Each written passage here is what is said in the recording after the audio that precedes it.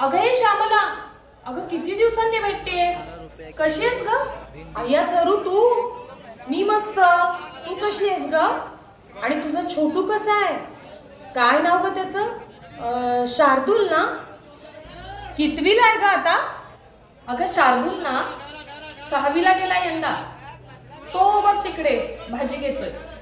तो आणि भाजी घेतोय? काका, ही भेंडी कशी दिली? 15 रुपये पाव बाळा. मग 25 रुपयाला अर्धा किलो द्याल? अर्धा किलो घे बाबा. आणि ते बटाटे कसे दिले? ते 25 रुपये किलो. काका, पण मागच्या वेळेचे बटाटे नीट शिजले नव्हते. हा, आईने अगदी 3 शिट्ट्या काढल्या होत्या. तरी काय नवीन मागवलेत की काय यावेळेला? वा अरे पठ्या, बरोबर ओळखलंच बघ. लय लोकांच्या तक्रारी आल्या म्हणून आता नवीन माल मागवलाय बघ. एकदम भारी. अरे वा, छानच की. आमच्या यांना अजून साधी मेथी पण बघून नाही आणता येत.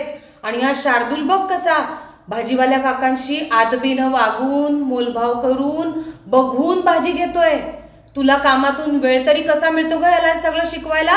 की क्लास लावलेस? नाही ग, क्लासेस वगैरे काहीच नाही. त्याला हे सगळं शाळेतूनच शिकवतात. तुला सांगते, 12 तासांच्या या शाळेत शालेय अभ्यासक्रमाबरोबरच सूर्यनमस्कार, योगासने, मल्लखांब, गायन, वादन, नृत्य, चित्रकला, हस्तकला, मैदानी खेळ, व्यक्तिपरिचय, क्षेत्रभेटी, कौशल्य कार्यशाळा, मातृभूमी परिचय शिबिर, सहली, हे सगळं घेत असतात. अय्या, अशी कुठली शाळा आहे ही?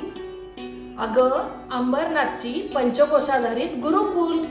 अगं, असा सर्वांगीण विकास होणार असेल तर मला आजच ने बाई पंचकोशाधारित गुरुकुल शाळेत माझ्या मुलाची ऍडमिशन नक्की करायला.